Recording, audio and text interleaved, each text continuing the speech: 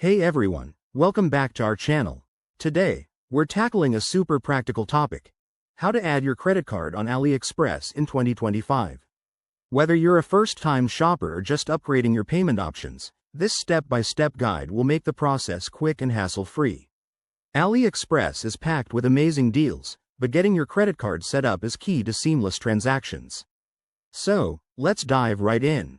First, make sure you're logged into your AliExpress account.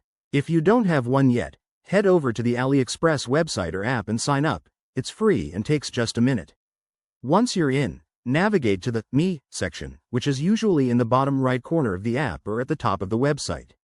Next, click on Account Settings or My Profile to access your personal details. From there, look for the Payment Methods or Wallet option. This is where all the magic happens for managing your payments.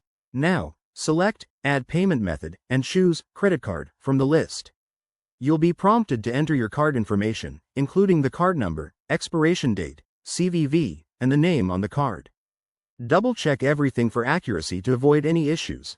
AliExpress prioritizes security, so they might ask for additional verification like a one-time code sent to your email or phone.